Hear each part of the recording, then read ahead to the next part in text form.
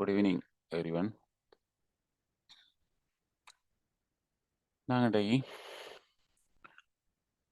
எங்களோட மொழியாற்றல் முகாமைத்துவ சேவை உத்தியோகத்தர் தரம் 3க்குரிய மொழியாற்றல் பேப்பர். இது நேற்று நடந்த கிளாஸுக்குரிய பேப்பர். இது கூடுதலான உத்தியோகத்தர்கள் இந்த கிளாஸுக்குரிய வீடியோவை கேட்டிருந்ததால நாங்கள் உங்களுக்கு இந்த வீடியோ கிரியேட் பண்ணுறோம். பாருங்க. சாதாரணமாக இந்த பேப்பர் ஒரு எம்சிக்யூ மாத்திரம் இதில் உள்ளடக்கப்பட்டிருக்கு. என்னடா ஆரம்பத்தில் நாங்கள் இந்த எக்ஸாம் எழுத வேணும்னு சொன்னால் உங்களுக்கு மொழி அறிவில் பேசி சரியான தமிழ் சொற்கள் இலக்கணப்புள் இல்லாமல் எழுத்துப்புள் இல்லாமல் எழுத தெரிய வேணும். இதை நாங்கள் எழுத வேணும்னு சொன்னால் எம்சிக்யூ தான் எங்களுக்கு கை கொடுக்கும். நாங்கள் இதை ப்ராக்டிஸ் பண்ணாதான் கட்டுரைகள் கடிதங்கள் எல்லாம் சரியாக எழுதிடும். அதனால் இந்த பேப்பரில் கட்டுரைகளும் கடிதங்களும் உள்ளடக்கப்படலை. அந்த கேள்வி உள்ளடக்கப்படலை. ஏன்னா உள்ளடக்கப்பட்டு பிரயோஜனம் இல்லை. பேசிக் தானே இன்றைய தானே ஸ்டார்ட் பண்ணுறீங்க, இன்றைய தானே வாரீங்க. அப்போ நாங்கள் என்ன செய்யணும்? முதல் சொற்களை படிக்கணும். படிச்சுட்டு தான் அடுத்த ஸ்டெப்புக்கு போகலாம். ஏன்னா நீங்கள் இது வரைக்கும் இதோட இந்த ஒரு கனெக்ஷனும் இல்லாமல் இருந்த நீங்கள் வீட்டில் இருந்த நீங்கள் எந்த ஒரு தொடர்பும் இல்லை. இப்போ தான் அட்மிஷன் வந்துருக்குது. என்ன செய்கிறதான்னு யோசிச்சுட்டு இருக்கிறீங்க. அதனால் பாருங்க, இந்த பேப்பரில் ஒரு சில மிக முக்கியமான சொற்கள் உங்களுக்கும் தரப்பட்டிருக்கு. இந்த பேப்பர் கடந்த காலங்களில் நடந்த எம்எஸ்ஓ எக்ஸாம் ஓப்பன் எக்ஸாமுக்குரிய கேள்விகளுக்கு ஏற்ற வகையில் தயாரிக்கப்பட்டிருக்கு. நாங்கள் எதிர்பார்க்குறோம் சில வேளை இதே மாடலுக்கு வரலாம்.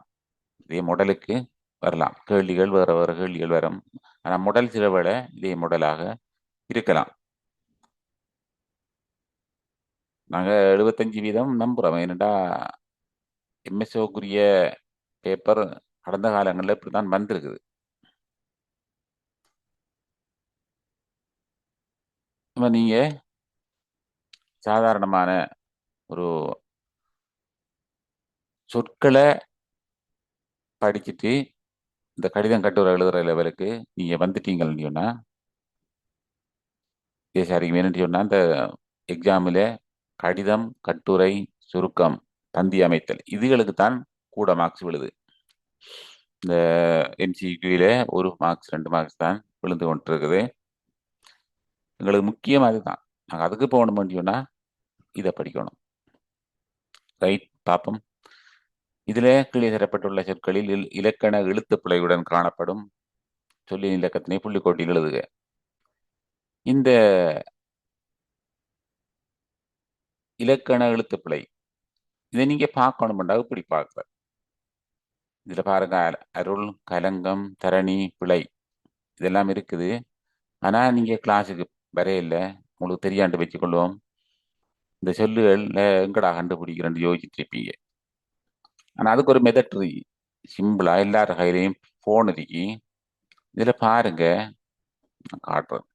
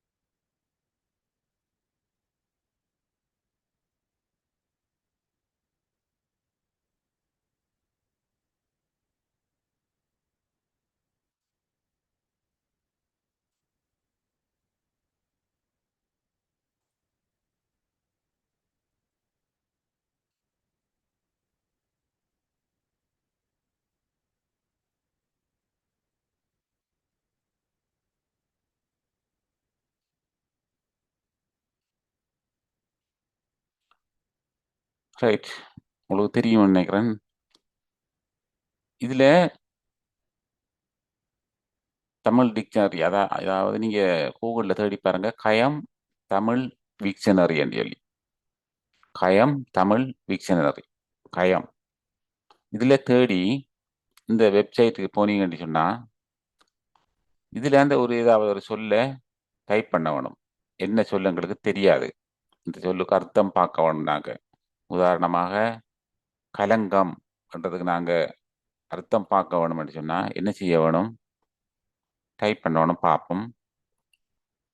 இதுல கலங்கம் என்று டைப் பண்ணி விடுறேன்.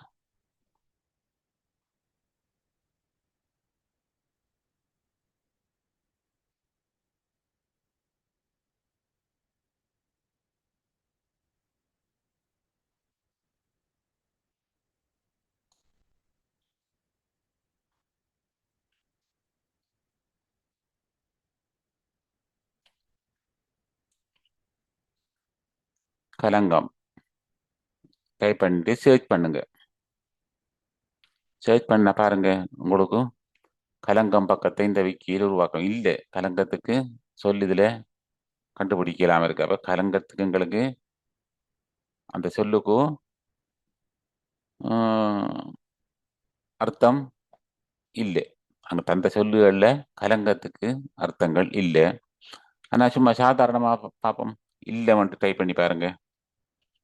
இல்லம் டைப் பண்ணி பாருங்க. பாருங்க எத்தனை வீடு, குடில், அகம், மனை இந்த மாதிரி எல்லாம் வருது. அப்ப இப்படி நாங்க சொல்லுகளுக்குரிய விளக்கத்தை கண்டுபிடிக்கலாம், எந்த ஒரு உதவியும் இல்லாம. இந்த வெப்சைட்டுக்கு போனீங்கன்னா சரி.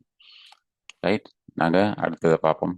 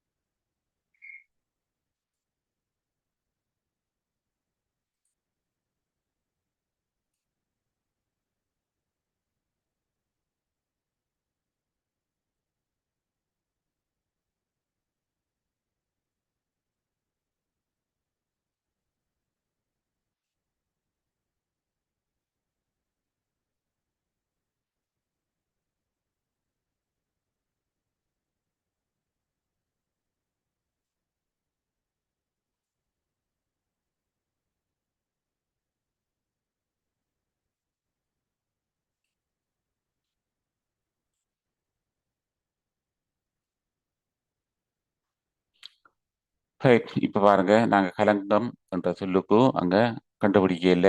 அதனால இந்த கேள்வியில பாருங்க கலங்கம் ஆன்சரா வரும். அதே மாதிரி ஒவ்வொரு கேள்வியிலையும் இருக்கிற சொற்களை நீங்க செக் பண்ணி பாருங்க. இதுல இந்த கனி வளம் பிழையானது. என்னடா வளம் மத்த லானா வரவணும். அடுத்த நாலாவது அறிக்கிற வானா லானா, இது பிழையானது. அடுத்தது பாருங்க வாழ்க்கை. இதுல வாழ்க்கை என்றது பிழையானது. மற்ற இல்லைனா வர வேணும். அடுத்தது பாருங்க காழ்ப்பு, துறவு, தரவு, துறவு, தரவு. இந்த காழ்ப்புல பாருங்க மற்ற இல்லைனா வரணும். இந்த மாதிரி ஒவ்வொரு இதையும் செக் பண்ணி பாருங்க. அடுத்தது கீழே தரப்பட்டுள்ள 5 தொடக்கம் 8 வரையான வினாக்களில் உள்ள சொற்களை அகர வரிசையில் ஒழுங்குபடுத்தினால் கிடைக்கப்பெறும் புள்ளி விடையின் இலக்கத்தை புள்ளிக்கோட்டில் எழுதுக. அகர வரிசை என்றா என்ன? ஆனா அவன் நை நை என்ன அந்த ஓடர், கானா காவன் நக்கி நக்கி அந்த ஓடர், இந்த மாதிரி தான் அந்த வரிசை. அந்த வரிசையிலிருந்து சொல்லுகள் இருக்க வேணும். இதை நாங்க இப்படி செக் பண்ணலாம். இதுக்கு செக் பண்றதுக்கு இந்த இதை ஸ்கிரீன்ஷாட் எடுத்துக்கொள்ளுங்க. இதான் இந்த அகர வரிசையை நாங்க செக் பண்றதுக்குரிய அரிச்சுவடி, தமிழ் அரிச்சுவடி. இதுல பாருங்க கானா காவனா கீனா ஓடர் இருக்கு. அடுத்தது ஆனா அவனா ஓடர் இருக்கு. பானா பாவனா பீனா இந்த மாதிரி எல்லாம் இந்த ஓடர்கள் இருக்கு. இந்த ஓடருக்கு வார எழுத்துக்கள் அந்த சொற்கள்ல இருக்கணும். இருந்தா அந்த சொற்களும் அதே ஓடருக்கு வரும். அதன்படி இதுல பாருங்க முதலாவது தென்றல், தெப்பம், தெளிவு, தெங்கு. இதுல தேனா எல்லா இடமும் இருக்கிறதால நாங்க தேனாவை செக் பண்ணிடாது. இரண்டாவது எழுத்தை செக் பண்ணலாம். இன்னென்னா இப்பன்னா லீனா இங்கன்னா. இன்னென்னா இப்பன்னா லீனா இங்கன்னா.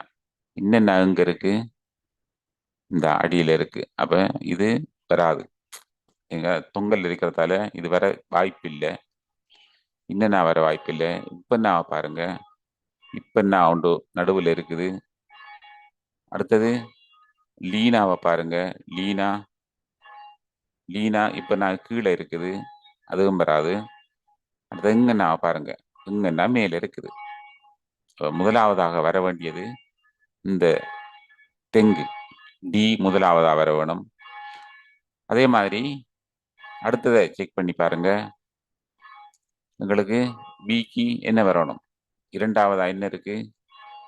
நாங்க இங்கன்னா பார்த்துட்டோம். அதுக்கு அடுத்தது என்ன வரணும்? இப்ப என்ன இருக்குது. ரெண்டாவதா இப்ப என்ன இருக்குது? டிபி வரணும். அப்ப டிபியில எந்த ஆன்சர் இருக்கு? இந்த ஆன்சர் தான் இருக்கு. அதை மார்க் பண்ணீங்கல்ல, சரி. அதே மாதிரி எல்லாத்தையும் செக் பண்ணுங்க இந்த அரிச்சுவடை வச்சு. அதே மாதிரி அடுத்த சொல்ல பாருங்க.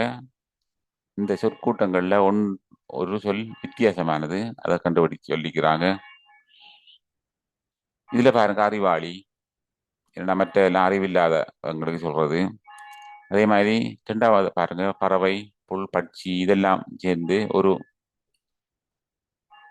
அர்த்தம். புல் என்றது வராது, இது புல் வராது. அதே மாதிரி அகம், முகம், மனை, வீடு. அகம், முகம், மனை, வீடு. அகம், மனை, வீடெல்லாம் ஒரே சொல், முகம் வராது. அடுத்தது குளம், பாவி, நீர்நிலை. இதெல்லாம் நீர் தேங்கி நிற்கிற இடங்கள். ஆறு நீர் தேங்கி நிற்காது, இந்த ஆறு என்ற சொல் வரும். அடுத்தது பாருங்க கணிப்பொறி. பின்வரும் 13 தொடக்கம் 16 வரை உள்ள வினாக்களில் உள்ள வசனங்களுக்கு பொருத்தமான சொல்லினை தெரிவு செய்து அதற்கான இலக்கத்தை புள்ளிக்கோட்டில் எழுதுக. பாருங்க, கணிப்பொறி எத்தனை பக்கம், வரிகள் எத்தனை வரிகள், எத்தனை பராக்கள் என்று கச்சிதமாக சொல்லிவிடும். பராக்கள் என்பதற்கு நிகரான தமிழ் சொல். பராக்கள் என்றா பந்திகள், பந்திகளை தான் பராக்கள் என்று சொல்றது. அது ஒரு குற்றம் செய்தவன் தவறு செய்து விட்டோமோ என நினைத்து வருந்தும் நிலை, இது குற்ற உணர்வு. அதே மாதிரி புதிய வேலை ஒன்றில் இணைந்து கொள்வதற்காக பெற்றுக்கொள்ள வேண்டியது பணம் இல்லை, விண்ணப்பம் இல்லை, அடையாள அட்டை இல்லை, நியமன கடிதம். அடுத்தது ஒருவர் தனது உண்மையான தோற்றத்தை பிறர் அறியாத வகையில் மறைப்பது மாறுவேடம். அதே மாதிரி பாருங்க அடுத்த கேள்வி, 17 தொடக்கம் 20 வரை உள்ள வினாக்களில் உள்ள இடைவெளிக்கு பொருத்தமான சொல்லை கொண்டுள்ள இலக்கத்தை அடைப்புக்குறிக்குள் எழுதுக. பாவம், இந்த அடைப்புக்குறிக்கு என்ன சொல் செட் ஆகும் என்று சொல்லி. பல காலம் காற்றினால் அசைக்கப்படாத எத்தகைய மரமும் உறுதியாய் நிற்பதில்லை. மற்றது வராது, விழுது வராது, வேர் வராது, மரத்திலும் என்றது வராது. அடுத்தது பாருங்க, பாம்பாட்டிகள் பாம்பு கடிக்கு சிகிச்சையை நன்கு அறிந்திருக்கிறார்கள் என்பது உண்மையே. என்ன உரிய சிகிச்சையை? பாம்பாட்டிகள் பாம்பு கடிக்கு உரிய சிகிச்சையை நன்கு அறிந்திருக்கிறார்கள். உரிய வரும். அடுத்தது நான் என் வீட்டு உராந்தையிலிருந்து கொண்டு, இருந்து கொண்டு. மற்றது எதுவும் வராது. இருந்து உடன் என்றது சொல் வராது. இருந்துக்கு பக்கத்துல இது செட் ஆகாது. இருந்து எனதும் வராது. இந்த நான் என் வீட்டில் இங்க வந்துட்டு, அப்ப எனது வராது. போது, இருந்து போது வராது. ஏன்னா போது நாங்க போடணும் முடியும்னா தானாவா மாறணும், இது அது செட் ஆகாது. இது வரும் கொண்டு. அதே மாதிரி எனது மகன் அப்பூச்சியை 1000 மடங்கு பெரிய உருவம். அப்பூச்சியை விட 1000 மடங்கு பெரிய உருவம், விட செட் ஆகும். அதே மாதிரி பாருங்க, தரப்பட்டுள்ள 21 தொடங்கு 24 வரை உள்ள வினாக்களில் உள்ள வசனங்களில் தடித்த எழுத்தில் தரப்பட்டுள்ள சொல்லின் பொருளை குறிக்கும் விடையினை புள்ளிக்கோட்டில் எழுதுக. வயல்வெளியில் மிக அழகாக அமைக்கப்பட்டிருந்த அரணை கோடு கொண்ட யானை உடைத்து தாக்கியது. இதுல கோடு என்றதுக்கு ஒத்த கருத்து சொல் வேணும். இந்த கோடு வேற இடங்கள்ல வந்திருந்தா அதுக்கு வேற அர்த்தம் இருக்கு. லைன் என்றது, அதாவது வரி என்றது. ஆனா யானை, கோடு கொண்ட யானை என்று வரையக்க அதன் அர்த்தம் வந்து தந்தம். கோடு என்றதுக்கு தந்தம், யானை என்றதோட வாரத்தால அது தந்தம். அடுத்தது சூரணம் என்றது, எந்த ஒரு வைத்தியம் செய்தும் குணம் பெறாத நோக்கியாக குறிகாரன் ஏதோ ஒரு சூரணம் கொடுத்து இதை தேனிலே குழைத்து சாப்பிடுங்கள் என கூறினான். சூரணம் என்றால் என்ன? சித்த மருந்துகளில் ஒன்று. மற்றது வராது, கஷாயம் அதெல்லாம் வராது. சித்த மருந்துகளில் ஒன்று. அதே மாதிரி நாம் பார்க்கிற கண் கொண்டு பார்த்தால் உலகில் உள்ள அனைத்துமே அழகுதான் என கனகா வேதாந்தம் பேசினாள். வேதாந்தம் என்றால் என்ன? தத்துவங்களில் ஒன்று. அதுவே வராது, திருக்குறள் வராது, பழமொழி வராது, புத்திமதி வராது. தத்துவம் பேசுறது, வேதாந்தம் பேசுறது, ரெண்டும் ஒரே சொற்கள். அடுத்தது பாருங்க, அலுவலகத்திற்கு செல்லும் போது பாதையில் சந்திக்கின்ற சல்லடம் அணிந்த மாணவர்களின் புன்னகை எனது கீதமானது. சல்லடம் அணிந்த, சல்லடம் என்றா அதுக்குரிய சொல் வந்து அரைக்கால் சட்டை. செல்லடம் என்றால் அரைக்கால் சட்டை. அடுத்தது பாருங்க, 25 தொடக்கம் 28 வரையான வினாக்களில் உள்ள இடைவெளிகளுக்கு பொருத்தமான சொல்லை கொண்டு இலக்கத்தை புள்ளிக்கோட்டில் எழுதுக. நாளை நாங்கள் காட்சி சாலை செல்வோம். ஏன்னா செல்வோம் என்று வந்துட்டோம்னா எங்களுக்கு இங்கே பன்மையில வரணும். நாங்கள் வந்துட்டு. அடுத்தது நிகழ இருக்கின்ற நிகழும் செயல்கள் தொடர்பாக ஊடகங்கள் ஊடாக பெற்றுக்கொள்ளும் செய்திகள். பெற்றுக்கொள்ளும் தகவல்களே செய்திகள். ஏன் வராது? தகவல்கள் வராது. பெற்றுக்கொள்ளும் தகவல்கள் செய்திகள் என்று வந்து மட்டும் புதுசுக்கு வைக்கிறாது. தகவல்களும் செய்திகள் என்று சொன்னால் இதுக்கு பக்கத்துல இன்னும் ஒரு சொல் சேர்க்க வேணும். செய்திகள் ஆகும் என்ற சொல் சேர்க்க வேணும். தகவல்களும் வந்துடும் என்று சொன்னா இங்க செய்திகள் ஆகும் என்று சொல்லி ஒரு புல்ஸ்கேம் வைக்கணும். அதுவும் வராது. தகவல்களில் என்ற சொல்லும் இந்த செய்திகள் என்றதுக்கு பொருந்தாது. ஆனா தகவல்களே செய்திகள் என்ற சொல், அந்த லே என்றது வந்துடும் என்று சொன்னா இதுல புல்ஸ்கேப் வைக்கலாம். முதலாவது விடை. அதே மாதிரி கேட்போர் கருத்தோட்டத்தினை உண்டாக்கும் வண்ணம் சரளமாக உரையாற்றுதலை சொற்பொழிவு என்றார். கேட்போர் மனதில் கருத்தோட்டத்தினை உண்டாக்கும் வண்ணம், மனதில் வரணும். மனதிலான அந்த கருத்தோட்டம் உருவாக்க வேணும். மற்றது வராது. அடுத்தது நிகண்டு மனப்பாடம் செய்த மாணவர் மாணவர்கள் மாணவன் பிற்காலத்தில் பெரிய தமிழ் அறிஞர்கள் வருவார்கள். இதுல பாருங்க, மாணவன் மாணவி ஒருமை சொல். மாணவன் மாணவி ஒருவருக்கு சொல்ற சொல்கள். ஆனா மாணவர் வந்து பல பல ஒரு கூட்டத்தை சேர்ந்தவங்களை தான் மாணவர் என்று சொல்றது. மாணவர்கள் என்ற சொல்லும் பாவிக்கப்படுது. ஆனா தமிழ் இலக்கணம் என்று வரையக்க இந்த மாணவர்கள் என்றது பாவிக்கப்பட மாட்டாது. ஏனென்றா இந்த மாணவர் என்ற சொல் வந்து பன்மைக்குள்ள வருது. ரெண்டும் ஒரே சொற்கள். இந்த மாணவரும் இந்த மாணவர்களும் ஒரே சொற்கள். ஆனா எங்களுக்கு இந்த கேள்விகள்ல எக்ஸாம் ஒன்று எழுதி நாங்க அதுல இந்த அப்ளை பண்ணணும் அப்படின்னு சொன்னா இந்த மாணவர்ன்றதை தான் யூஸ் பண்ணுங்க. இந்த மாணவர்கள்ன்றத யூஸ் பண்ணாதுங்க. ரெண்டும் ஒரே சொல். ஆனா மாணவன் என்றதுக்கு ஒரு பன்மை சொல் என்று சொன்னா மாணவர். இதுக்குள்ள இந்த மாணவருக்குள்ள மாணவனும் அடங்கும், மாணவியும் அடங்கும். இப்ப இந்த 28வது கேள்விக்கு விடை வந்து மாணவர்ன்றத யூஸ் பண்ணிக்கொள்ளுங்க. அடுத்தது 29 தொடக்கம் 32 வரையான வினாக்களில் உள்ள 4 வசனங்களில் இலக்கண பிழையுடன் காணப்படும் வசனத்துக்கான இலக்கத்தை புள்ளிக்கோட்டில் எழுதுக. இதுல பாருங்க 4 வசனம் தந்திரிக்கி. இதுல இந்த வசனங்களை வாசிச்சு பாருங்க. வாசிச்சு பார்த்துட்டு எது எந்த வசனம் பிள்ளையா இருக்கு என்றதை பார்த்துட்டு எனக்கு கமெண்ட் பண்ணுங்க. இதுதான் இந்த கேள்விக்கு இதான் விட வரும். இந்த 30ஆம் கேள்விக்கு 29ஆம் கேள்விக்கு இது விட வரும், 30க்கு இது விட வரும், 31க்கு இது விட வரும், 32க்கு இதை விட வரும் என்று போடுங்க. பாப்பாம கூட தமிழ் அறிவை. அடுத்தது பாருங்க, பின்வரும் தலையங்கங்களில் ஏதோ ஒன்றுக்கு பொருத்தமாக 50 சொற்கள் கொண்ட பந்தி எழுதுக. எங்களுக்கு பேசிக் ஆரம்பமே இந்த பந்தி எழுதுறதான். நீங்க கடிதம் எழுத வேணுமா, கட்டுரை எழுத வேணுமா, சுருக்கங்கள் எழுத வேணுமா, இதுக்கு அனைத்துக்கும் தேவை இந்த பந்தி எழுதுறது.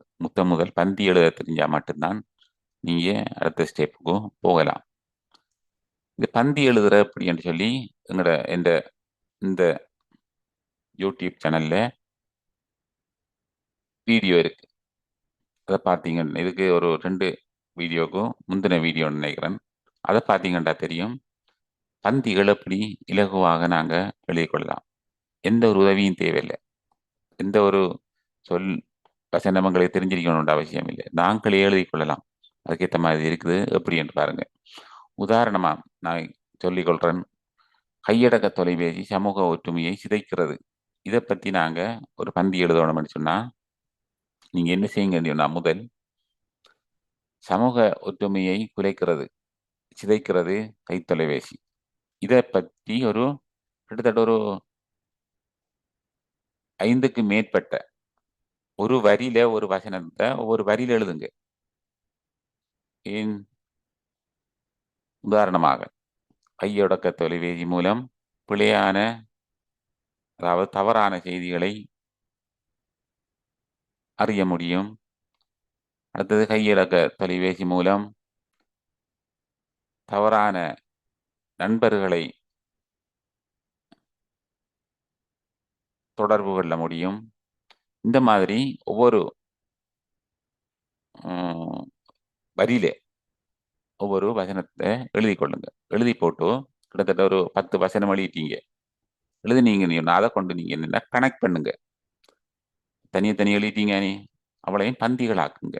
பந்திகளாக்குறதுக்கு என்ன செய்யணும்? இடையில சொல்லுகள் போடணும்.